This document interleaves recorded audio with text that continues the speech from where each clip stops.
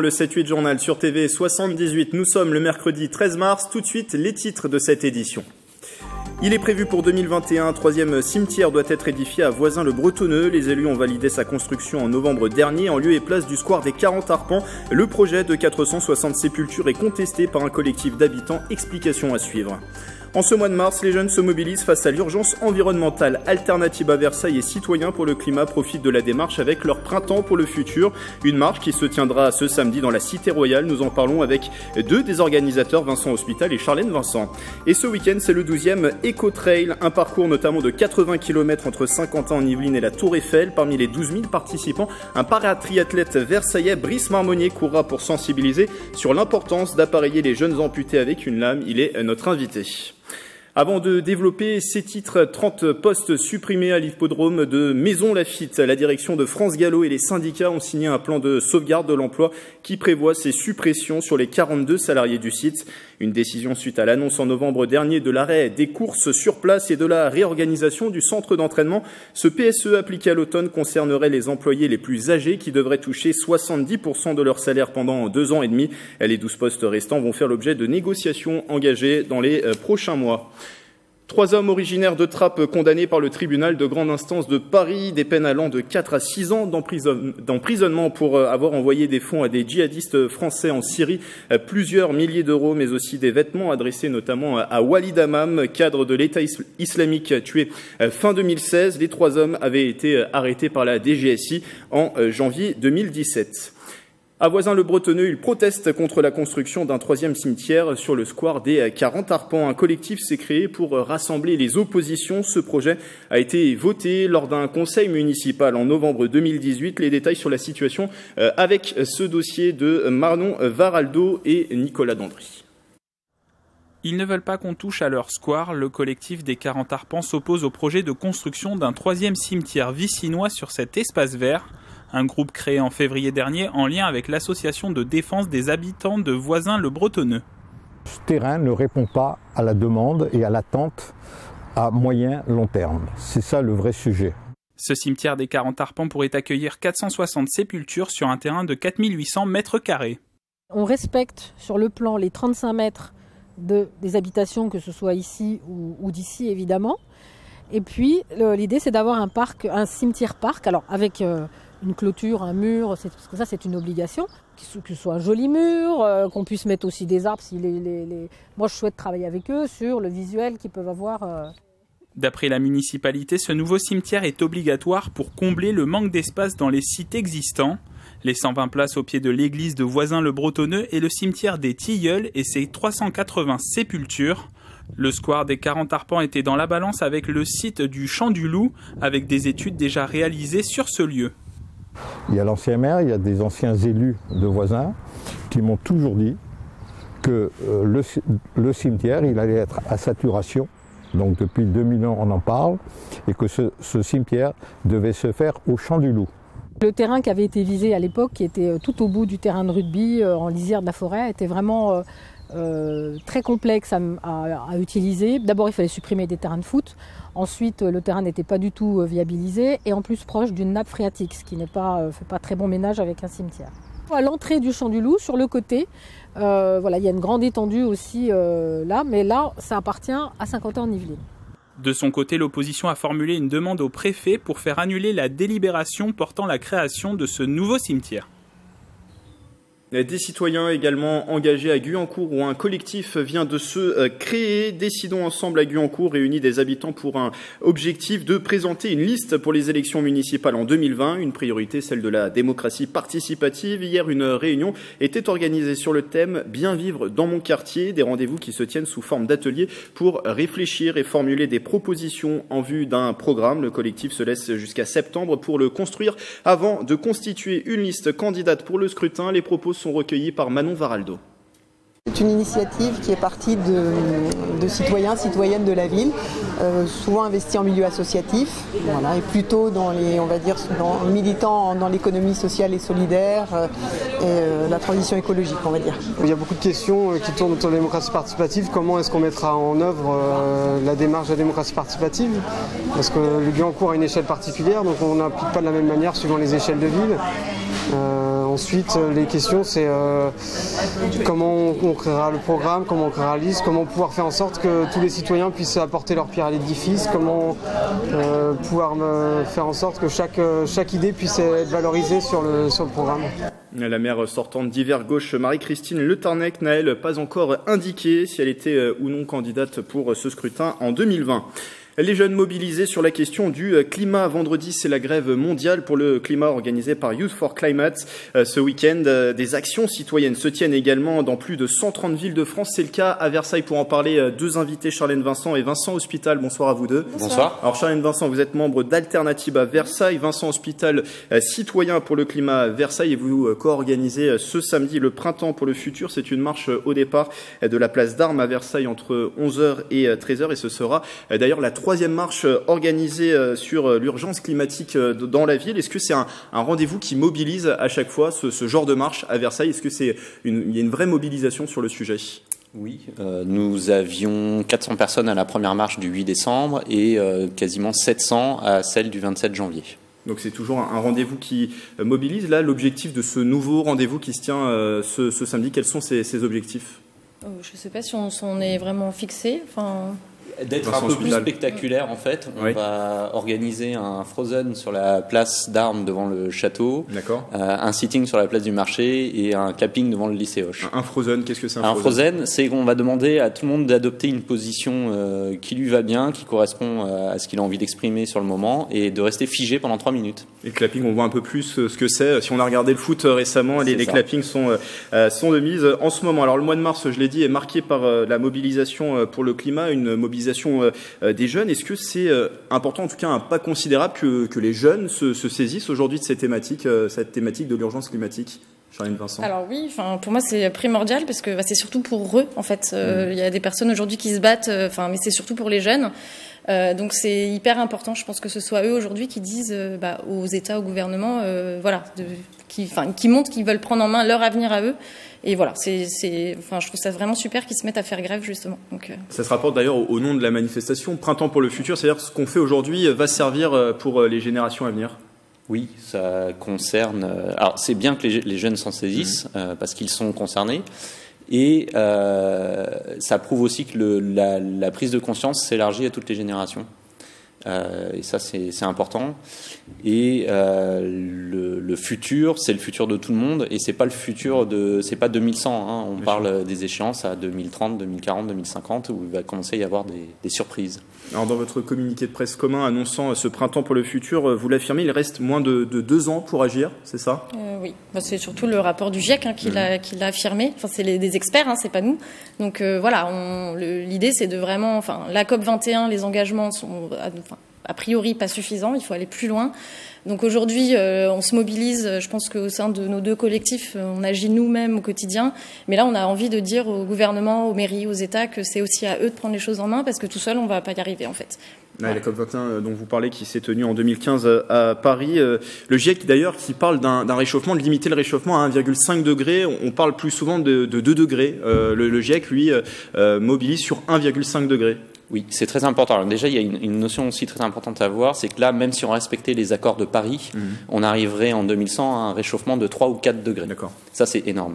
Ensuite, entre 1,5 et 2 degrés, il y a une différence énorme. Les conséquences sont absolument pas les mêmes, notamment en termes de biodiversité ou d'accès à l'eau et donc de rendement agricole. Et le nombre de millions de gens impactés n'est pas du tout le même si on reste à 1,5 degré ou à 2 degrés. Du coup, ce genre de marche que vous organisez, dont la prochaine est à Versailles samedi, c'est plutôt pour sensibiliser la population, faire pression sur le gouvernement, sur les pouvoirs publics? Les deux. Il faut à la fois que l'ensemble de la population prenne conscience des enjeux liés au dérèglement climatique et également que les décideurs, d'une manière générale, politiques ou pas, comprennent qu'il y a adoption de la compréhension de la nécessité et que ça les pousse à agir et qu'ils se mettent pas des barrières et puis qu'eux-mêmes comprennent qu'il faut maintenant agir. Alors, il y a en ce moment le grand débat national qui va s'achever en fin de semaine et l'un des 4 grands thèmes, en tout cas promis par le président de la République, c'est la transition écologique. Vous y voyez plutôt un effet d'annonce ou il y a une vraie volonté d'aller de l'avant? Comment vous le voyez?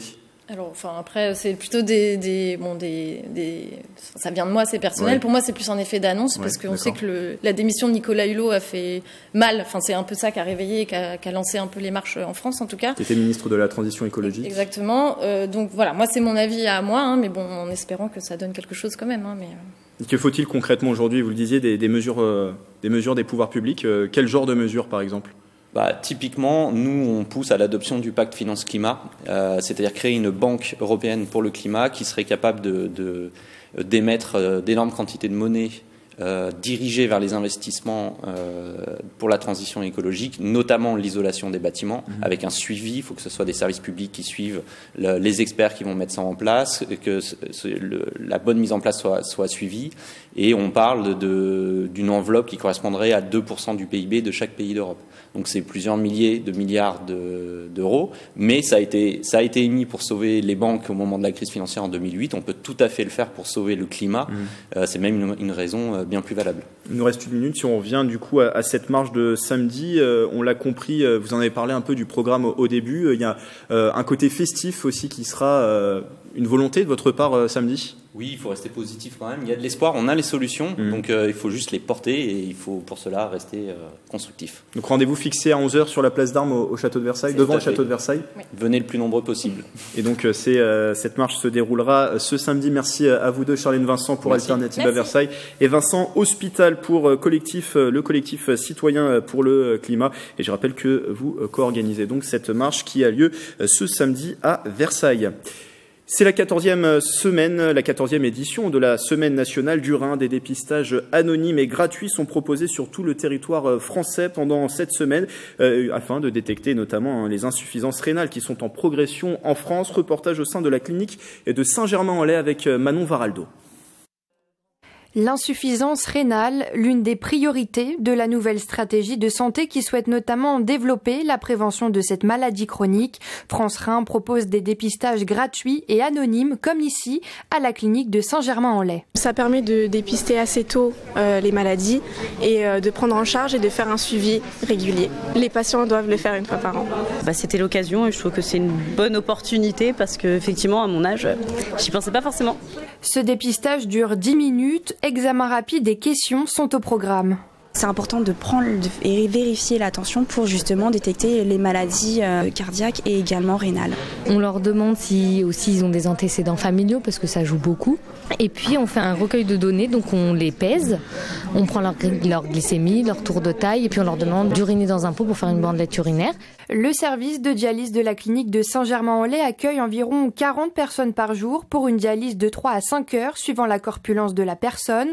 Un dépistage précoce permet une prise en charge appropriée. Le test urinaire permet de détecter toute trace de sang ou encore de leucocytes. Suivant la couleur, quand on trempe la bandelette dans l'urine, suivant cette bandelette, la machine nous détecte tous les problèmes qu'il peut y avoir ou pas de problème. La maladie rénale est dite silencieuse. Elle ne se manifeste par aucun symptôme perceptible. En France, plus d'un tiers des personnes entrent en urgence en traitement de suppléance, greffe ou dialyse. Le rein qui ne fonctionne plus, donc on compense cette pathologie en filtrant en fait le sang de la personne, en éliminant l'eau et les électrolytes toxiques pour l'organisme. Cette 14e semaine nationale du rein vise plus largement à sensibiliser le grand public aux problématiques relatives aux maladies rénales. Je pense qu'il est important de sensibiliser les gens à toutes les maladies parce qu'on n'en parle jamais. Le nombre de malades concernés par l'insuffisance rénale augmente de 2% par an.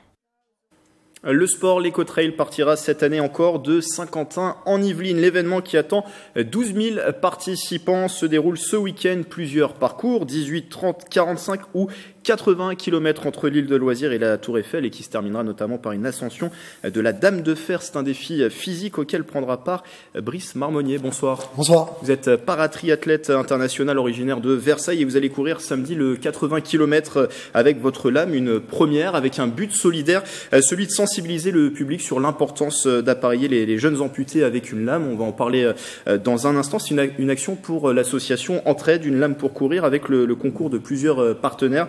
dont l'association Nouvelles du Vivre Ensemble. Pourquoi c'est une démarche qui vous tient à cœur, cette participation? Moi, je suis athlète handisport depuis 4 ans suite à un grave accident de la route. J'ai fait le choix d'être amputé et je suis actuellement athlète de haut niveau avec la chance d'avoir un sponsor au SUR qui me fournit mon matériel.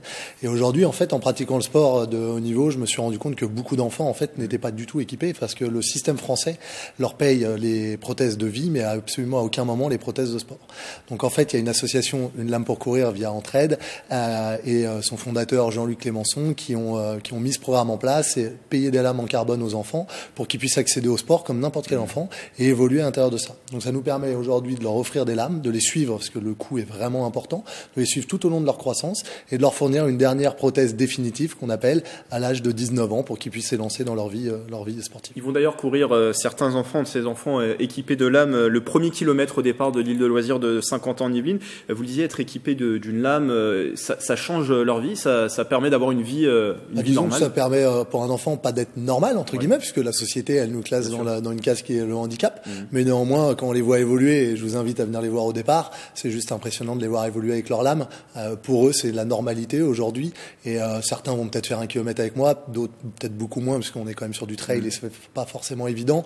Voilà, moi, ma participation, c'est de montrer que on peut avoir un handicap, mais on peut aussi parcourir des grosses distances, on peut relever des gros défis.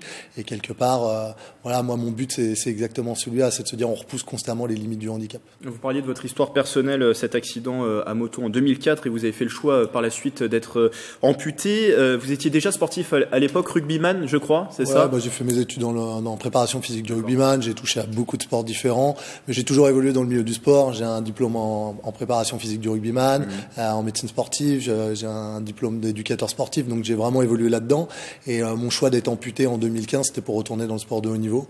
Donc aujourd'hui, c'est mission accomplie. Alors depuis, vous avez été champion de France d'aviron, vice-champion de France de triathlon, et vous avez terminé 3e lors de la dernière Coupe du Monde aux États-Unis. Être équipé d'une lame, ça a été un vrai renouveau pour vous? Alors moi, être équipé d'une lame, c'est tout simplement être équipé de prothèses.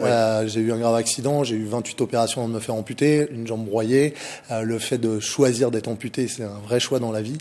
Néanmoins, aujourd'hui, avec le matériel qu'il y a, vous m'avez vu tout à l'heure, ça se voit pas forcément quand je marche. Quand je cours, le fait d'être équipé, ça me permet de retrouver des aptitudes qui sont proches du moment où j'étais valide, voire même peut-être mieux, puisque aujourd'hui, je suis plus entraîné avec mon statut d'athlète de haut niveau et mon entraînement bicotidien. Donc voilà, aujourd'hui, non, c'est que du bonheur si vous me passez l'expression. Et de se fixer aussi des nouveaux objectifs. L'année prochaine, il y a un objectif pour vous, c'est de participer aux Jeux de Tokyo. L'idée dans tout sportif de haut niveau, et à partir du moment où on arrive à un certain niveau, c'est d'aller chercher toujours plus haut. Premier défi, c'est 80 km. Pour un amputé en trail, c'est une très très grosse distance. Et puis oui, bien sûr, j'ai dans la tête qu'il y a les Jeux Olympiques qui arrivent dans 18 mois et pourquoi pas se donner les moyens d'y arriver. Voilà. Vous disiez tout à l'heure, les lames aujourd'hui, c'est un équipement qui coûte cher, c'est ça? Oui, c'est une lame pour un adulte. J'ai le tarif en tête, c'est entre 10 et 15 000 euros avec l'emboîture qu'il faut renouveler 2 fois par an sur la partie emboîture, et la lame en elle-même qui doit coûter 5-6 000 euros qu'on renouvelle tous les 2 ans. Donc il y a un véritable coût, et imaginez sur un enfant avec la croissance, la prise de masse musculaire, le fait que les segments osseux s'agrandissent, il faut constamment faire évoluer le matériel, et ça c'est un véritable coût. Et aujourd'hui, c'est pas remboursé par la sécurité sociale? Non, absolument pas. Ils prennent en charge, ce qui est déjà pas mal, les prothèses de vie, mais pas cette partie sportive. Il faudrait du coup, aujourd'hui, l'objectif c'est pour vous de sensibiliser, c'est de peut-être faire avancer les mentalités. Faut peut-être faire évoluer les mentalités, peut-être permettre aux enfants de pouvoir accéder au sport comme n'importe quel enfant valide, entre guillemets. C'est aussi leur donner la chance d'être accompli et de pouvoir s'épanouir comme n'importe quel enfant. Après, aujourd'hui, on a des belles associations, Une Lame pour courir, et puis il y en a d'autres qui nous permettent justement de financer et d'accompagner ces enfants. Mais c'est vrai que voilà, il y a un véritable besoin, et le message, on souhaite le faire passer. Courir une course comme celle-là pour un amputé, c'est le message qu'on va faire passer tout le long de la course. Voilà. On imagine une grande fête samedi, ça va être un défi physique, on l'a dit. Comment vous êtes préparé pour l'événement? Alors je me suis préparé, moi je m'entraîne tous les jours pour déjà le triathlon. Avec mon coach, on a mis en place un double entraînement entre le triathlon, parce que là je viens de rentrer de Tasmanie où j'avais une manche de Coupe du Monde, et en même temps cette longue distance. Donc c'est un peu antinomique, je travaille sur de la courte distance sprint en triathlon et en même temps là de la très longue distance, donc il a fallu un petit peu adapter. Il a fallu que je gère une petite blessure au pied en même temps, mais bon, voilà, de la préparation de fond, beaucoup de trail, beaucoup de longue distance, de l'accumulation sur les 3 disciplines du triathlon. Et puis on va se le dire, hein, c'est la motivation aussi, parce que 80 km, il y en a beaucoup qui se passent dans la tête. Donc, et ça ne sera pas terminé, parce que après les 80 km, il y a une ascension de la Tour Eiffel jusqu'au premier étage. Exactement. Bon, la vraie ligne d'arrivée, elle est en bas de la Tour Eiffel, et après, on finit par monter la Tour Eiffel, le premier étage, à pied, et là, on a la finish line avec les photos qui se fait à cet endroit-là. Moi, ma motivation, c'est que il y aura les enfants qui vont être gérés par les associations, qui vont être présents à l'arrivée aussi. Mes enfants seront aussi présents. Donc voilà, le but étant de rallier les 80 km. On a 13 heures pour le faire. Voilà. Vous souhaitez quoi pour samedi? On me souhaite du courage et le fait de traverser cette ligne. Ouais. Également peut-être après une participation à ces Jeux de Tokyo en 2020. Merci à Brice Marmonnier, paratriathlète participant à ce 12e Eco-Trail. Et je précise, vous êtes le premier athlète amputé à courir ce 80 km. Et ça, on ne l'avait pas précisé dans cet entretien. Merci. D'être passé sur ce plateau. Un livre hommage qui est sorti aujourd'hui. Nicole Beltram publie chez Albin Michel. C'était Mon fils, en collaboration avec le journaliste Arnaud Touche. Elle y retrace la vie de son fils, Arnaud Beltram. Le 23 mars 2018, le lieutenant-colonel de la gendarmerie mourait dans l'attentat terroriste du magasin Super U de Trèbes dans l'Aude. Le gendarme décédé en héros qui avait pris la place d'un otage. Arnaud Beltram avait suivi des études au lycée militaire de Saint-Cyr-l'École, affecté ensuite au peloton de véhicules blindés à Satori entre 2002 et 2006. Il était revenu à Versailles en 2015 pour intégrer l'école européenne d'intelligence économique. La ville a d'ailleurs rebaptisé une rue au nom d'Arnaud Beltram. Mercredi, jour également de sortie au cinéma pour notre petit tour hebdomadaire dans les salles saint-quentinoises. Direction ce soir le Grenier à sel. C'est au micro de Patrick Jacques de Dixmude.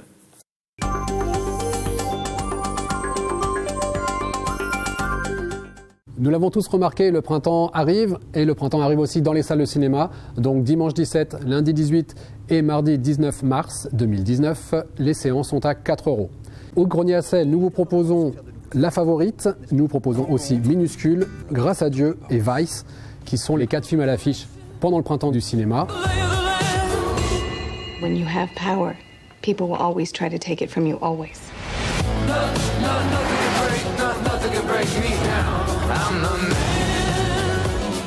Are you even more ruthless than you used to be?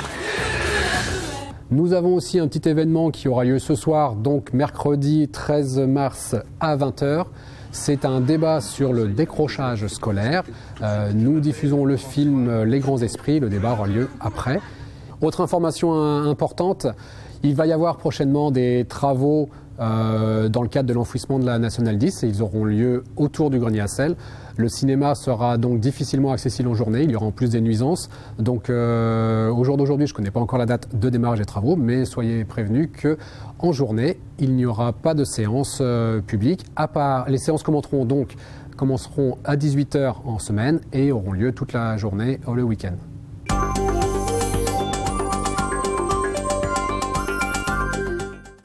Et puis, c'est à découvrir au Théâtre Montansier à Versailles jusqu'à samedi. Pour sa nouvelle création, Hervé Van der Meulen met en scène un Shakespeare rarement joué en France. Peine d'amour perdue, amour, quiproquo et catastrophe avec un parti pris féministe, Mélanie Poquet. Notre cour sera une petite académie vouée, paisible et contemplative à la vie de l'art. C'est un pari un peu fou que le roi de Navarre et 3 de ses compagnons se lancent. Ne pas voir de dame, étudier, jeûner et ne pas dormir. Vous avez fait le vœu de toutes ces abstinences. Un pari rendu impossible avec l'arrivée de la princesse de France et 3 de ses dames. Avec Peine d'amour perdue, Hervé Van der Meulen met en scène une pièce peu montée en France, une œuvre de William Shakespeare qui fait appel à la jeunesse. Dans la distribution, il y a des anciens, comme Mathias Maréchal ou moi. Il y a des anciens apprentis qui sont partis depuis 2, 3, 4 ans, notamment Laurent Prache qui joue le rôle principal, qui avait déjà joué pour nous Beaucoup de bruit pour rien, qui sont des anciens de la formation d'il y a quelques années et qui sont donc réengagés là, comme tous les intermittents. Et puis il y a une dizaine d'apprentis de l'ESCA, donc de l'école supérieure d'Asnières. Une pièce de 2h15 au rythme enlevé, Hervé Van der Meulen a fait le choix de conserver la matière d'origine, une œuvre résolument féministe écrite vers la fin du XVIe siècle. Il me semblait que c'était important de montrer que Shakespeare, bien avant tout le monde, avait déjà une pensée féministe très forte, ce qui est d'autant plus étonnant puisque les femmes n'avaient pas le droit de jouer. Là, à l'époque, les rôles étaient tenus par des jeunes garçons. Or, tout ce qui est dit sur la femme dans le spectacle, dans la pièce, est magnifique. vraiment. Un plateau épuré pour laisser place au texte, des incursions contemporaines. Peine d'amour perdue mêle tous les arts pour découvrir ou redécouvrir cette pièce du dramaturge britannique. Isabelle Jacquinette, qui n'est faite, qui n'est dit, Collinette, mon ami. Isabelle Jacquinette, vrai Dieu, qu'il est joli.